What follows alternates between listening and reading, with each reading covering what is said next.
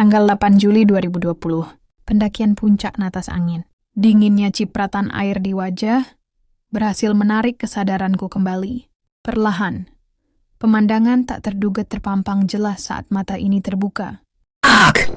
Aku terperanjat lalu menggeser tubuh menjauh, menatap sosok berpenampilan serba hitam di hadapan. Kabut tipis yang mulai muncul sedikit mengaburkan pandangan. Terlebih, aku belum tersadar sepenuhnya. "Tenang, Mas. Nggak apa-apa," ujar pria parubaya berkumis tebal. Detik berikutnya, seseorang yang mendekat membuatku menoleh. Ternyata Mas Angga, sang ketua Paresmapa, kelompok pecinta alam kami. Udah sadar kamu, Dit. Syukurlah. Pemuda itu tersenyum lebar sembari membantuku bangkit. Aku duduk menegakkan tubuh, meski terasa nyeri di sana-sini. "Kasih teh anget dulu, Gah. Habis itu kita langsung turun. Bisa jalan, toh, Mas?" Kali ini pria parubaya itu menoleh padaku. Aku mengangguk pelan, diiringi sekelumit penasaran. "Mana yang lain, Pak?" "Udah turun duluan, Dit. Barang-barangmu juga udah dibawa turun." "Aku balik dari pos 1 sama Pak Wo buat nyari kamu," sahut Mas Angga. Pemuda itu mengeluarkan termos kecil dari carrier berukuran besar yang dibawanya. "Oh iya, Pak Wo ini penduduk asli desa Rahtawu." Aku mengangguk sopan saat Pak Wo tersenyum. Kulirik arloji di pergelangan tangan, sudah jam 5 lebih. Hamparan hutan di hadapan terlihat mencekam, meski gelap belum sepenuhnya datang. Kabut tipis terlihat bergerak turun dari tanjakan terjal di sebelah kananku, sedangkan di sebelah kiri jurang dalam terbentang. Ingatan tentang kejadian terakhir sebelum pingsan berputar-putar mengikis keberanian. Saat itu sekitar jam 11 malam, aku sedang bermesraan dengan Dara. Kami memang sengaja menjauh dari pos 4, tempat bermalam para kawanan. Rencananya, sebelum subuh rombongan baru melanjutkan perjalanan agar bisa menikmati sunrise di puncak. Sebelumnya, sekitar jam 10 malam kami tiba di pos 4. Para senior sepakat mendirikan tenda di sini, dekat base camp Abiyoso. Alasannya, karena memiliki lebih banyak ruang dan terdapat sumber mata air. Salah satu puncak Gunung Muria itu memang nyaris tak ada rumput dan pepohonan yang menghalangi terpaan angin secara langsung. Hal yang lebih berbahaya adalah sambaran petir saat badai gunung. Aku dan Dara sama-sama terbawa Susain. Hingga dari balik pohon muncul sesosok pocong tanpa aba-aba. Kami lari tunggang langgang, tak tahu jika di sekeliling banyak akar pepohonan melintang. Aku terperosok ke jurang. Beberapa kali tubuh ini membentur apa saja, sebelum akhirnya kesadaran hilang. Kami bertiga berjalan semakin jauh memasuki hutan, bergerak lambat meninggalkan puncak setinggi 7,5 mdpl. Gunung Muria memang relatif rendah jika dibanding gunung-gunung lain. Namun rute pendakian ke puncak Natas Angin cukup menantang.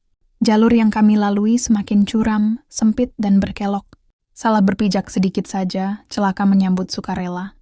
Aku ingat jalur ini, jalur yang dikenal dengan nama Dragon Trekking oleh para pendaki.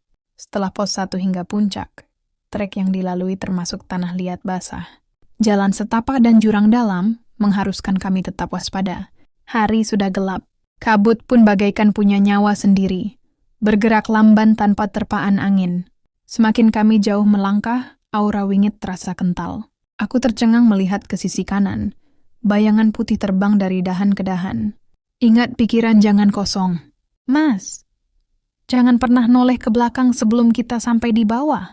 Pak Wo yang berjalan di depanku tiba-tiba memperingatkan, sedangkan Mas Angga hanya diam di belakang. Cahaya senter yang kami bawa seharusnya cukup untuk penerangan. Namun, kabut tebal seolah-olah memutus arah jalan di tengah kegelapan. Aku tak ingat, kami sudah sampai mana. Dara udah ikut turun kan, Mas? "Iya," sahut Mas Angga singkat. Aku berjalan sembari menatap punggung Pak Wo, berharap tak melihat pemandangan ganjil. Hingga sesuatu yang menggantung terbalik di dahan pohon, tertangkap ekor mata. Kepala dan tangan sosok itu terkulai ke bawah. Mendadak lidah ini keluh, seiring dengan persendian yang terasa kaku. Tubuhku gemetar saat menyadari ada puluhan makhluk serupa yang bergelantungan di pepohonan. Seakan-akan mereka memang menunggu kedatanganku sebagai tamu. Biarin saja, nggak usah dilihat. "Terus jalan." "Mereka nggak bakal berani mendekat," ujar Pak Wo tanpa menoleh. Suara pria berbaju serba hitam itu sangat tenang. Padahal setengah mati aku menggerakkan kaki agar bisa terus mengekori. Ayo, Dit, jangan berhenti. Aku terkejut menyadari Mas Angga ternyata sudah berada di depanku. Ekspresi wajah kakak kelasku itu tak bisa dipahami.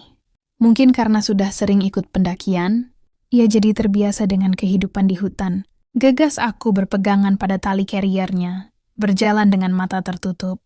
Meski aku berusaha mengusir takut dengan membayangkan berbagai kegiatan menyenangkan di sekolah, tetapi sungguh tak banyak membantu. Kini justru berkali-kali aku terlonjak saat merasakan sesuatu yang dingin menyentuh tengkuk. Aneh karena tiap kali aku menoleh, yang ada hanya kabut.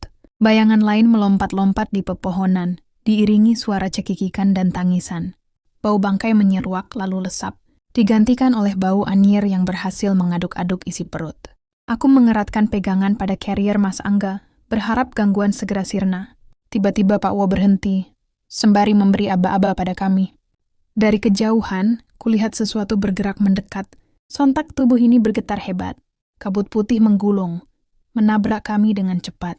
Disusul wangi melati teramat menyengat,